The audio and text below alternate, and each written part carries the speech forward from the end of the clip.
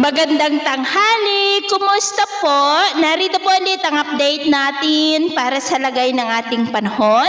Ngayong tanghali po ng October 23, 2025. Sa ngayon po ay patuloy pa rin natin na binabantayan ang bagyong Salome na nasa northwest na po ng Calayan Island. Lumihis po sa mga isla ng Babuyan Island at nagsisimula na rin po na humina. Gaya po na inyong nakikita ay pawala na po ang sirkulasyon nito dahil po sa lumalakas na bugso ng hanging amihan na umaabot na dyan sa may extreme northern Luzon.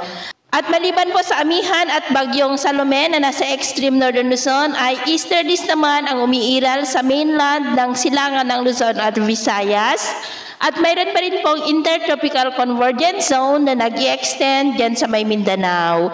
At sa lagay ng ating panahon ngayong tanghali ay taglay ng bagyong ang Salome ang lakas ng hangin na umaabot po sa 55 kilometers per hour at bugso na 75 kilometers per hour. At nakataas pa rin ang tropical cyclone wind signal number 1 sa may Batanes, the northern and western portions ng Babuyan Island, sa Calayan Island, Dalupiri Island, at Mabuyan Island, maging sa northwestern portion ng Ilocos Norte sa may Banggi, Pagudpod, Burgos, Pasukin, Bacarra, at Lawag City.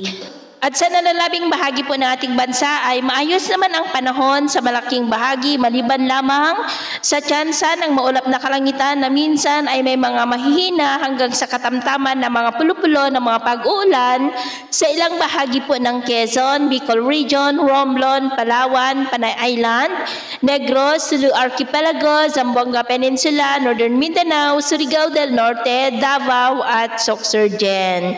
At sa susunod po ng mga oras, posible pa rin ang maulap na kalangitan with isolated rains sa ilang bahagi ng extreme northern Luzon, Ilocos Region, Cordillera, Bicol Region, Mindoro Provinces, Palawan, Aklan, Bacolod, Bohol, Leyte, Samar Provinces, at malaking bahagi ng Mindanao. Kaya kung lalabas tayo sa ating mga tahanan, ugaliin lamang po natin lagi ang magdala ng kahit anong panangga natin sa init ng araw at proteksyon na rin po sa mga biglaang buhos ng ulan. At sa atin naman pong mga baybayin, dahil sa amihan ay iwasan na muna natin ang papalaot sa mga baybay ng Northern Luzon at extreme Northern Luzon dahil ang mga alon dyan ay posible po na aabot hanggang sa 2.3 to 3.5 meters height.